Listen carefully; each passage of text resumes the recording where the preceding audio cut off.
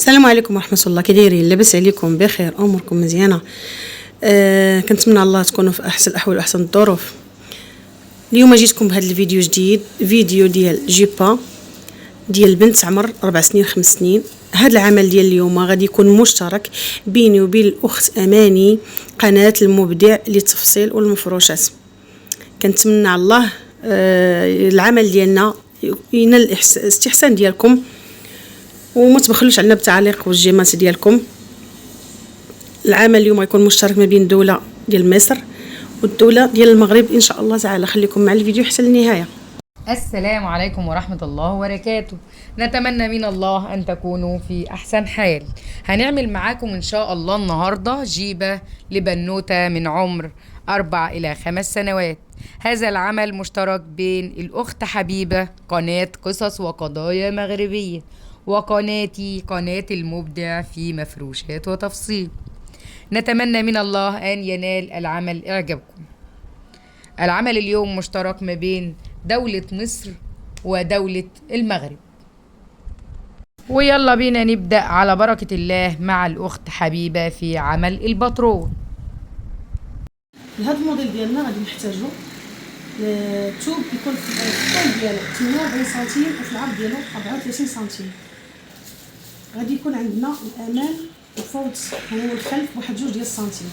كما كتشوفوا ها هو الخلف ديالنا وهذا هو الامام ديالنا. الامام ديالنا ديك 2 سنتيم راه كتدخل كتخيط من هنا حتى لتحت. غادي تبقى شكل واحد اللي هو هذا كما غادي تشوفوا في تتمه الفيديو عند الاخت اماني، فيديو ديال الخياطه ديالها. هنا غنحتاجوا واحد الباندا اللي غادي يكون فيها لاستيك اللي غادي يكون فيها طول 78 سنتيم على 7 سنتيم في العرض. هي اللي غادي نحتاجوا باش غادي نديروا فيها لاستيك ديالنا.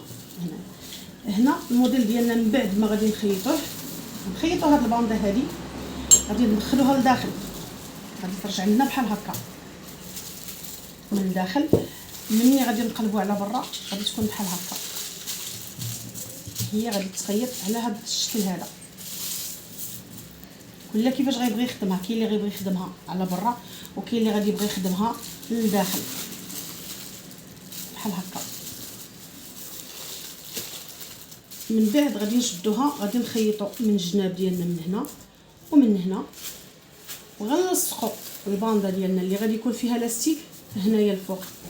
من بعد غادي نقلبوها وغادي نركبوا لاستيك ديالنا، وها الموديل ديالنا واجد. كنتمنى على الله تدخلوا عند الاخت اماني قناه المبدعه للمفروشات والتفصيل وتشوفوا الفيديو ديالها تتمه الفيديو ديالها. كنتمنى على الله يكون الفيديو مفيد ونقدروا نفيدوا نستفيدوا ان شاء الله. نخليكم مع الاخت اماني. وده طبعا بعد ما الأخت حبيبة عملت لكم الباترون. طبعا شفتوا طريقة قص الباترون ازاي. هنبدأ بقى نطبق عملي على القماش، ومعانا الصورة هي الموديل بتاع الجيبة اللي احنا هنعملها ان شاء الله. هنبدأ نشوف الجيبة الاول مصممة اهي وهي خلصانة، صف زراير قدام اهون، وال4 سنتي اللي احنا بناخدهم في الامام. وطبعا الاستيك الكاميرا اهوت زي ما انتم شايفين. وده الجيبة معانا بعد ما خلصت، وهنبدأ معاكم ننفذها خطوة خطوة. هنجيب المازورة بتاعتنا زي ما احنا بنقول عندنا، او زي ما انتم بتقولوا شريط عادي، ونبدأ ناخد المقاسات بتاعتنا على القماش. انا طبعا معايا القماش هفردها قدامكم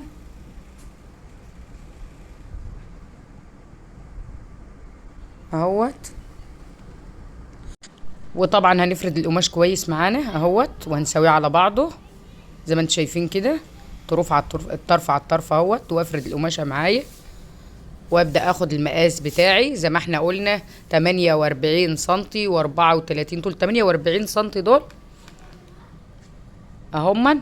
هنا بقى 4 سنتي عشان الزراير اللي بنحطها قدام زي ما انتم شايفين في الموديل قدامنا.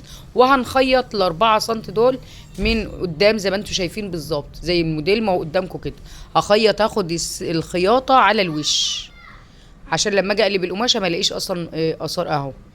الخياطه على الوش، وشوفوا بعد ما خيطتها اهي زي ما انتم شايفين كده. الخياطه على الوش مش لجوه، بخيط من على وش الموديل اهو زي ما انتم شايفين. طبعا انا اوضحها لكم قوي لان هي مش باينه، هتوضح من جوه اكتر من على الوش اهو. ومعايا صورة الموديل بتشوفوها، ومعايا الموديل وهو متشطب، وبنمسك القماش وبنعمل على القماش اللي معانا. هنحط الامام على الخلف بعد ما خدنا سير الزراير، هنحطهم اهون كده. بقت الجيبة قدامي الخلف والامام، دي الخلف اهوت مفيش في اي حاجة، والامام في الزراير. فبوريلكوا اهون القماشة وبوريلكوا الموديل اللي قدامي، تمام، عشان تبقوا شايفين. ده ما احنا قلنا الطول اهوت 7 سنتي، ده مقاس الكاميرا 7 سنتي.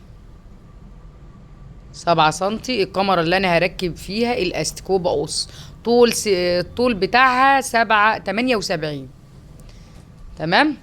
وهاخد الاستيك معايا وهقيس 56 سنتي، ده مقاس الاستيك زي ما انتم شايفين على المازور اهو 56 سنتي. وهقص قصيته معايا اهو. هبدأ اخيط الكمر عشان ابقى ادكك فيه الاستيك. ادا معايا الموديل اهو، الجيبه من قدام اهي ومن الخلف، وهاخد الكمر بقى عشان اركبه في الجيب. معايا الكمر زي ما انتم شايفين اهو، وده الاستيك معانا، ادا الكمر وده الاستيك وده الجيبه اهيت زي ما انتم شايفين، وده مكان الزراير اللي هو 4 سنتي. هبدأ هنا بقى عشان اخيط الكاميرا في الجيبة، بس هخيط الاول جناب الجيبة. هنخيط الجنب ده والجنب التاني. هبدأ بالجنب الاولاني اهوت، اشغل المكنة عشان الابرة الخيط ما يطلعش منها، وهبدأ اخيط الجنب الاولاني اهو زي ما انتم شايفين. هناخد الطرف كامل. اللهم صل وسلم وبارك على سيدنا محمد عليه افضل الصلاة والسلام. ومكانتنا ماشية هي على خط الجنب. طبعا زي ما انتم عارفين احنا قلنا الطول 34 سنتي والعرض 48 سنتي زي ما انتم شايفين اهوت. خلص معانا الجنب الاولاني، ندخل بقى على الجنب التاني للجيب. برضو هنساوي الطرفين على بعض زي ما انتم شايفين اهوت اهو، زي ما انتم شايفينها معاكم اهوت. خيطنا الجوز الجناب، وهنشوف الكاميرا اهو. شوف الكاميرا هنا اللي هي خلصانه، الجيبه الموديل الخلصان والموديل اللي احنا لسه هنخيطه. زي ما انتم شايفين كده بنركب الكاميرا في الجيبه بعد ما خيطنا الجوز الجناب. بنبدأ نخيط احنا بقى ايه الكاميرا.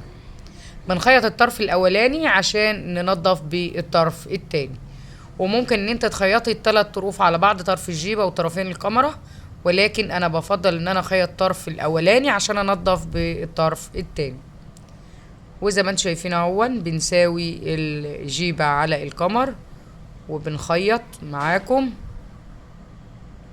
الكاميرا بتاعت الجيبه.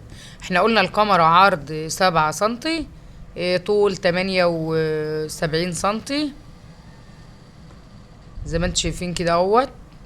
وهنبدأ نقفل الجزء الطروف بتاع الكاميرا، لان احنا مش بنقفل الا لما بنخلص الاول عشان تبقى مظبوطه معانا. هبدأ اخلصها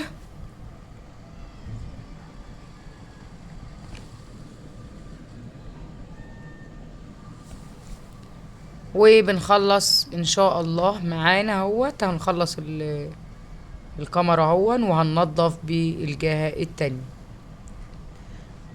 وهنحط بقى هنوريلكم اهوت بعد ما نخلص الكاميرا. واحنا كده طبعا بنعمل الكاميرا وهنبدأ نخلصها اهو معاكم. وده طبعا الكاميرا طبعا الجهه دي بننضف بيها زي ما انا قلت لكم، طرف بخيطه والطرف التالت اهو زي ما انتم شايفين نضفنا وخلصنا بالطرف التالت ده خلصناه. وهنبدأ ان شاء الله ندكك اهو الاستيك، لان احنا عاملين مكان للاستيك في الكاميرا سايبينه مفتوح. ومعاكم الاستيك اهوت بتشوفي بيتركب ازاي طريقة سهلة وبسيطة جدا وجميلة قوي. طريقة تركيب الاستك دي طريقة سهلة قوي. وطبعا بعد ما بتركبيه بتشوفي على العيلة هون، حابة تضيقي حابة توسعي، برضو حلاوة الكمر دي في كده غير الاستك المتخيط كمان. وطبعا انا كده خلصت معاكم تركيب الاستك. هبدأ بقى اخيط الاستك من الجوز الطروف اللي قدامكم دول اهوت. شكلها جميل، بس احنا هنخيط الطروف الاول برضو، شكلها تحفة من الجمال والاستك مظبوط ومش لافف فيها. وهنبدأ نخيط الجوز الطروف بتوع الاستك اهما زي ما انتم شايفين كده اهو. طبعا هرجع اخيط تاني عشان اثبت الاستك كمان مرة اهوت. وكده يبقى انا خلصت معاكم الاستك اهوت. ونبدأ نشوف الجيبة بعد ما الاستك خلص. نبدأ بقى نتفرج على الموديل وشكله الروعة من الجمال بعد ما الجيبة اتركبت. بعد ما الاستك اتركب في الجيبة بقى شوفوا شكلها الروعة من الجمال. وهنلزق بقى الزراير في المكان اللي احنا قلنا ده ال4 سنتي اللي هنركب فيهم الزراير. ومعاكم الاخت حبيبة في قناة قصص وقضايا مغربية، ومعانا يلا نتفرج على الموديل. كيف جاكم الموديل؟ الاخت اماني تبارك الله عليها دارت الموديل بكل الدقات ديالو، طلع موديل غزال تبارك الله. هذا كيف ما قلت لكم في الاول القياس ديال البنت عمر 4 سنين 5 سنين، ويمكن لكم ديروا مكبر حيت غتاخذوا الطول ديال البنت والعرض ديال البسان ديالها وتطبقوا الموديل على القياس اللي بغيتو. كنتمنى الله يكون الفيديو ديال اليوم نال الاستحسان ديالكم، ما تبخلوش علينا بالاشتراكات ديالكم وباللايكات والتعاليق ديالكم. الى فيديو لاحق ان شاء الله. وطبعا بعد ما شفنا الباترون مع الاخت حبيبة جزاها الله خيرا في قناة قصص وقضايا مغربية، ما شاء الله عليها كده بقى الباترون مش شطب خالص، وكمان الموديل مش شطب معايا. فاحنا شطبنا الباترون وشطبنا الموديل على الخياطة وكده الباترون بسم الله ما شاء الله. وموديل الجيبة مش شطب، ومعايا الصورة، ومعانا الموديل اللي احنا مخلصينه قبل كده الجاهز، ومعايا الموديل اللي خلص معاكم في الخياطة. وده صورته تيبيكال، الصورة تيبيكال اللي متخيط بالظبط. وكده زي ما انتم شايفين الموديل معانا اهوت روعة من الجمال. ويا رب يكون الفيديو عجبكم، والسلام عليكم ورحمة الله وبركاته.